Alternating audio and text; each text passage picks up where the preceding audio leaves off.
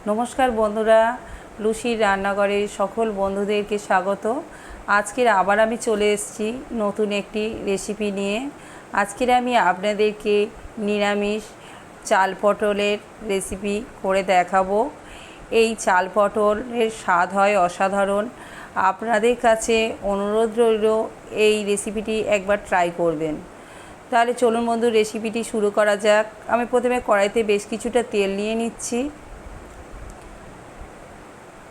এর মধ্যে আমি পটলগুলোকে ভেজে নেব।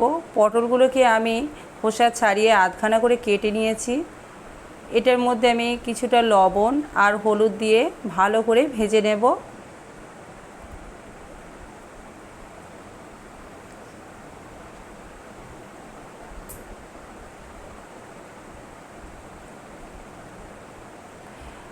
আমার পটলগুলো ভাজা হয়ে গিয়েছে, এবার আমি এগুলোকে তুলে নিচ্ছি। এর মধ্যে কড়ার মধ্যে আবার আমি কিছুটা তেল দিয়ে নিয়েছি। এবারে এর মধ্যে আমি তেজপাতা আর গোটা জিরে ফোড়ন দিয়ে দিচ্ছি।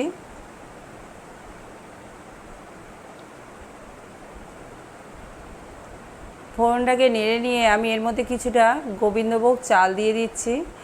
গোবিন্দভোগের চালের একটা আলাদা সেন্ট আছে। এই সেন্টই তরকারির স্বাদটাকে অসাধারণ করে তোলে। এবারে আমি কিছুটা আলু সিদ্ধ করে রেখেছিলাম, সেই সিদ্ধ করা আলুগুলোকে এই চালের উপরে তুলে দিয়েছি। এবারে আমি এই আলুগুলোকে চালের সঙ্গে ভালো করে ভেজে নেব।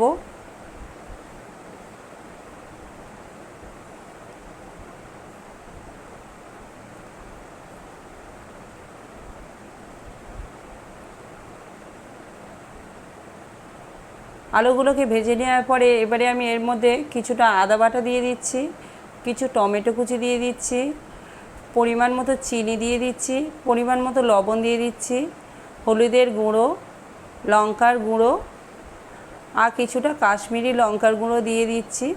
দিয়ে এবার আমি সামান্য জল দিয়ে মশলাটাকে ভালো করে আলুর সঙ্গে কষিয়ে নেব। ওপর থেকে আমি কিছুটা জিরে গুঁড়ো দিয়ে দিয়েছি, দিয়ে এইটাকে ভালো করে কষিয়ে নিচ্ছি। এবার আমার আগে থেকে যে পটল ভাজাগুলো ছিল ওর উপরে তুলে দিয়ে আবার আমি ভালো করে কষিয়ে নেব। নিয়ে এর মধ্যে আমি পরিমাণ মতো জল দিয়ে এবার ওপর থেকে আমি কিছুটা গরম মশলা ছড়িয়ে দিয়ে কিছুক্ষণের জন্য ফুটিয়ে নেব। বন্ধুরা, আমার আজকের রেসিপিটি কেমন লাগলো আপনারা কমেন্টের মাধ্যমে জানাবেন। আমার রেসিপি যদি ভালো লেগে থাকে তাহলে আমার ভিডিওটিতে একটি লাইক করবেন, অন্য বন্ধুদের সাথে শেয়ার করবেন। আর বন্ধুদের কাছে অনুরোধ রইল আমার চ্যানেলটিকে একটি সাবস্ক্রাইব করবেন।